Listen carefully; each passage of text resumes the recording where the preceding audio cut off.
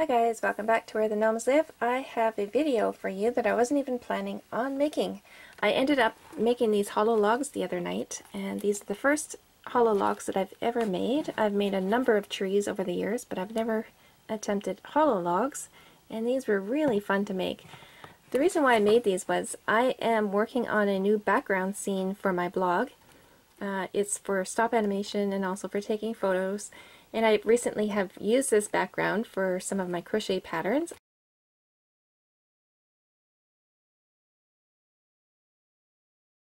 So I'm sitting here at my sewing table, and I actually have the background set up somewhat. I don't have the ground down, but I do have the back. We'll take a look here. So there's my wonderful paper clay trees, and I have some moss there, and I crocheted some mushrooms. And then I decided I needed a hollow log for a scene that I have in mind. So that's what brings us to these guys. Because this video wasn't planned and I'm still in the middle of doing my background, I haven't yet had the chance to add mushrooms or any other features to the log. So this video is only going to show you how to make the log and how to paint it. And then once I get the chance to add the mushrooms and the moss and all that great stuff, then I'll upload another video for you and you can see this log all decorated. But for now, we'll just get through making the log itself, and hopefully that will get you on your way to making yourself a great scene. Next, I'm going to break down the supplies that you need to make one of those gorgeous little logs. I'm also going to write this list down in the description box below. So we need 6 feet of tin foil, and this is 30 centimeters wide, and make sure it doesn't say non-stick because you need masking tape to stick to it. So you need tin foil, 6 feet of it, and masking tape. Once we make our tin foil form and cover it in masking tape, I'm also going to cover it in paper. So you need some white glue or tacky glue, and I water it down a little bit. And for the paper, I use black tissue paper. You don't have to use the same thing, that's not necessary. You can use paper towel, you can use brown paper or newspaper. We'll be using a pair of scissors, and if you have a pointy knife on hand, they come in handy for making the little knot holes, because you can just pierce the tin foil when you need to. Scissors will work too, but I found a pointy knife works a little bit faster. And of course, we're going to paint the log when we're all done, so you're going to need a variety of different colors. You can choose the colors of your own choice, of course, but this is what I've used. I used black, burnt umber, cinnamon brown, and a soft suede. So before I made this video, I actually have never made hollow logs before. I've made a number of trees over the years. I've painted a lot of trees, but I've never painted the inside of bark. And I attempted it here, and I'm pretty happy with how that looks. You can, of course, play around with different colors of your choosing. What I did to do the inside here was use some of these colors that I just showed you. And then I also used a little bit of golden brown and a tiny bit of antique white. You're also going to need a paintbrush. You need one bigger one. And if you have a smaller one like this, it comes in handy as well. And of course you're going to be needing paper clay. That's how we get this beautiful bark texture on here. And there's tons of recipes out there for paper clay. I actually have a recipe here on my YouTube channel. You can use any paper clay of your own choice. If you want to see how I make my paper clay, you can click that little link that's popping up on your screen, and that will bring you right to the video. I show you how to make the paper clay from start to finish. And to cut these beautiful lines into the paper clay, I used a plastic bone folder. If you don't have one of these, try to find something similar in something plastic, because that works wonderful on paper clay. Alright guys, now you know what you need. Let's get started. So I took a 6-foot length of tin foil, and I folded it in half. So now it's 3 feet long. And now I'm going to fold this over 3 times. 1, 2, and 3. So these opened ends, I'm going to roll towards each other.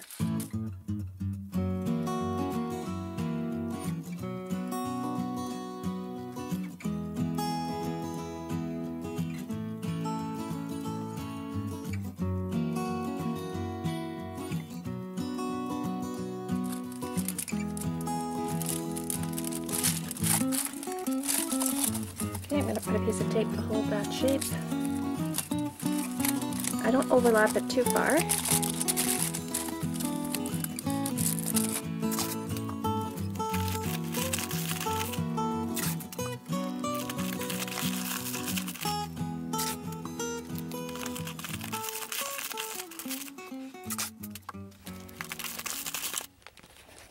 the outside is all covered in masking tape, and I want to do the inside as well, but first I want to decide what kind of shapes I want up here. If I want to cut away any, like this, then I'll do that now. It'll make it easier for putting the tape inside.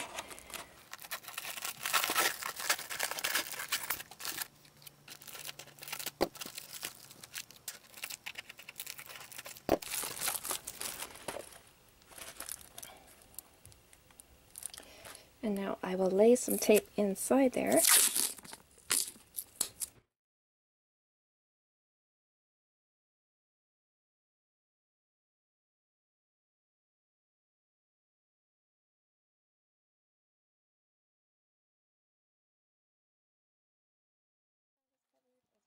Outside there's no foil showing through anywhere. And if you wanted to add a little knot hole on the top, very easy to do that. Just cut a hole wherever you want the knot hole to go.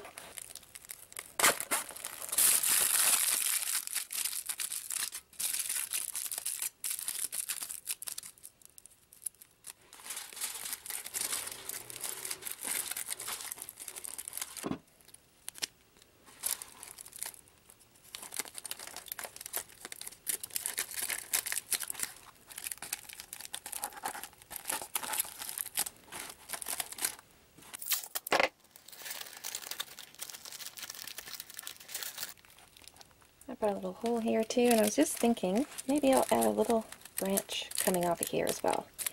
So I just rolled up some tin foil. I'm going to spread open the bottom and just place it anywhere I want it to go. And now I'll cover that with masking tape.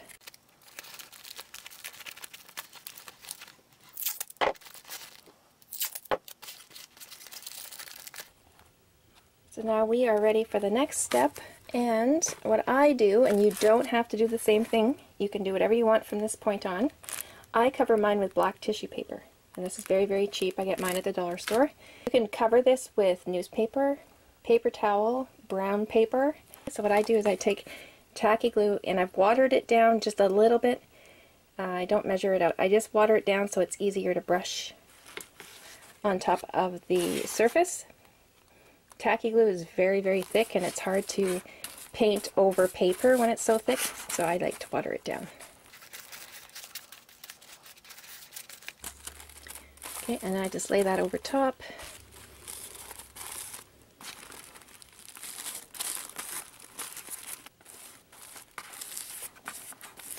I actually don't bother with the very bottom. That's just going to make it difficult. I cover the entire surface except for the very bottom. You can do the bottom too as well, but you just have to wait for the other parts to dry first and then flip it over. Okay, once it's dry on the outside, then I start working on the inside. It doesn't take long for the paper to dry, I just put a fan on it. So I'll paint my glue in there on both sides. And just like I did with the masking tape, I'll reach in there, grab one end, and I can just lay it down.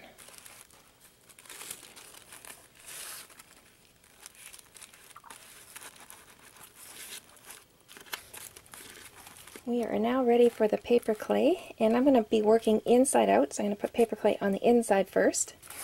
And before I do that, I just want to tell you a little something that I thought of yesterday, because this is the very first one I made. I wasn't really thinking about the heaviness of the clay on top of the foil, and then after I put the clay on top, of course, it kind of pushed the log down. You can see it here, collapsed right here. But I like that design. I think that's a great feature actually for a log that's rotting. Here's something to think about. If you don't want the top to collapse under the weight, then think of a little brace that you can put inside. I just made one out of tin foil. So after I get my paper clay in there, I'm going to put this inside. And I want the top to stay up, and the front of it, I think I'm going to collapse down on purpose. Kind of make it look like it's rotting. So let's do that. Let's play around with this look a little bit. So I'm going to get my plastic bone folder, I'm going to get my paper clay and just push it in there, and I'll spread it around with my little knife here. Bone folder makes a great knife. And then we'll come back and we'll put that brace on.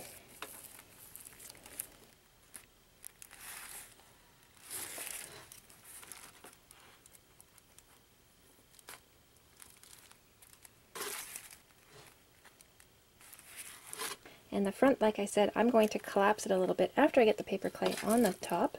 I'll just play around with that design after I'm ready to cut my lines in.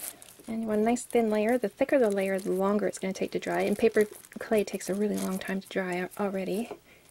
So we want to help it along by making sure that's a nice thin layer. I go as thin as I can without starting to see the background.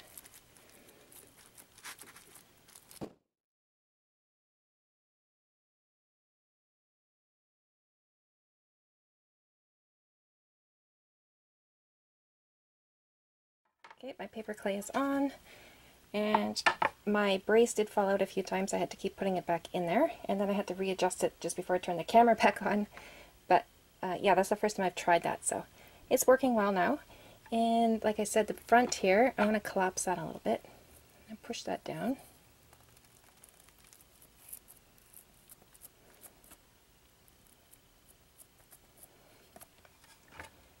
So this part can be collapsed down on purpose. So now I'm ready to cut my lines in. I'm just going to pull the lines across, and I'm going to crisscross them. And here you can see where the black tissue paper comes in handy. I can see it underneath already.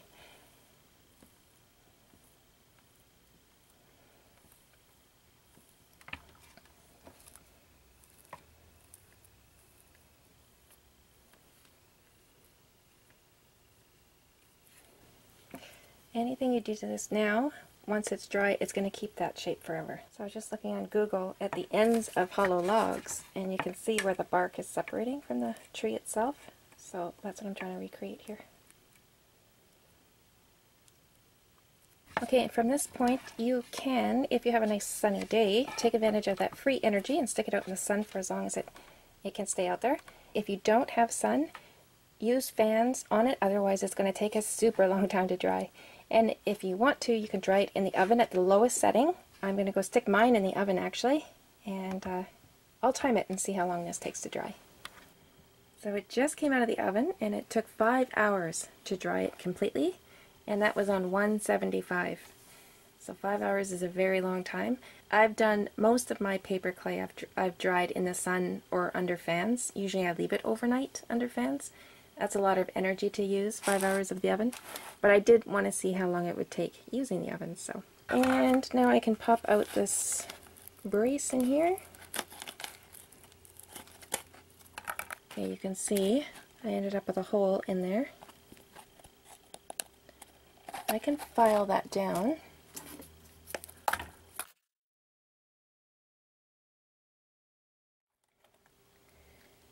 There we go, managed to file that down. Now if that was a very visible spot, all I would do is just fill it in with paper clay and let it dry. But it's out of the way there, so I'm not going to worry about it. So now what I'm going to do is paint this. I'm going to paint it black first. Like I said, that gives a nice base for the highlights of the tree color. And how I do it is do a black wash. And I take one bottle like this. It doesn't matter what size bottle. But I'm going to mix it with equal amounts of water. So 1 bottle of this with 1 bottle of water.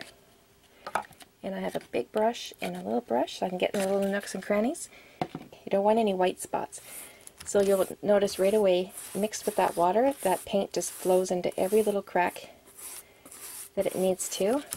And it takes half the time out of painting.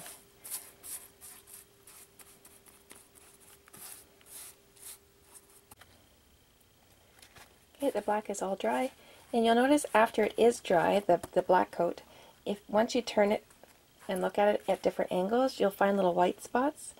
And if you have a lot of those, fill them in, because they will show up after your final coat is on, and you don't want to see all those white spots. I've already touched mine up. I could see 1 or 2 left over, and I'm not worried about just a couple of them. But if there was a lot, then I would paint over those again. Now I'm going to take a burnt umber, and I'm going to go over the surface. Okay, and you'll notice when I'm painting this coat, I'm not getting into all the little cracks, I'm just going over top. This is where you'll start seeing the bark come to life.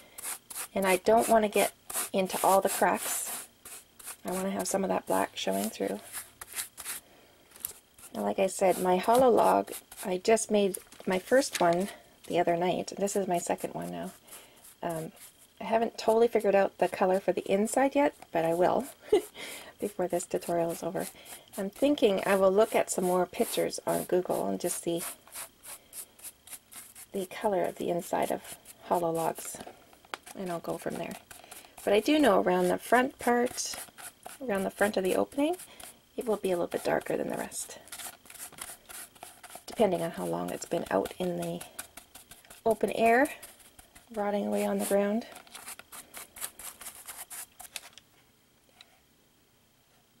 Okay, that burnt umber coat is dry, and now I'm going to go over it with a cinnamon brown. And I don't clean my brush in between, I'm just going to wipe off the excess on my paper here. So I dip my brush in there, and then I get that excess off, brush it off on paper, and just go lightly over top. Again, I just want to do highlights. I'm not getting into all the cracks.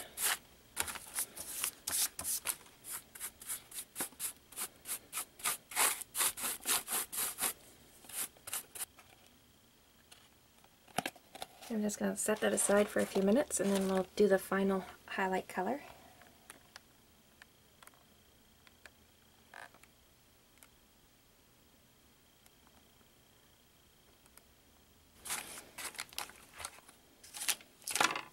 Okay, that coat is dry. Now I'm going to take a soft suede. I'm running out here. Whoops. I don't need very much of it. And again, I'm not cleaning my brush in between. I'm just taking the excess off on my paper. I just want a little bit of that color.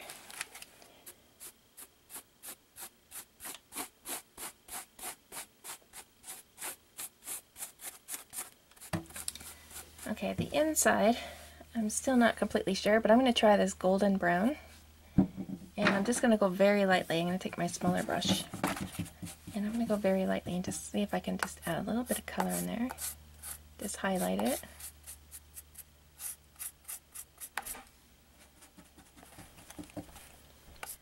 Alright guys, I kept playing around with color, and I think I'll leave it here.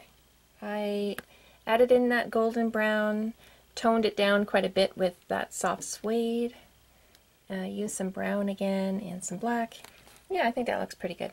I think the trick is to not just do one solid color. You don't ever want to do that with a tree, because then it just starts to look yucky. So you want to, you know, use some dabbing motions and pull some color through, and then you take your smaller brush and then you can highlight some of those cracks with your black, and I think that works well.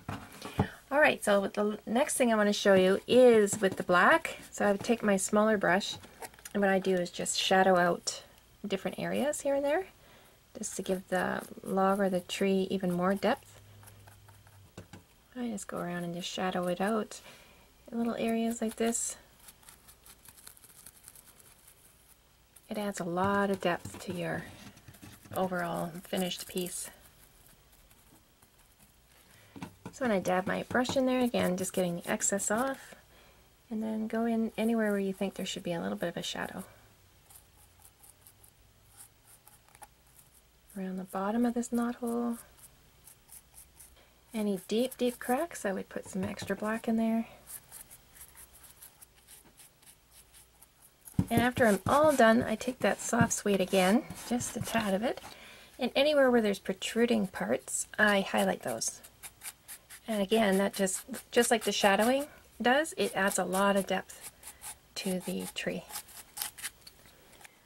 Alright my friends, I hope you enjoyed this video showing you how I made this beautiful little hollow log, and I hope you get yourself one made. And as soon as I get a chance to, like I said, I'll be uploading another video showing you how I ended up decorating this.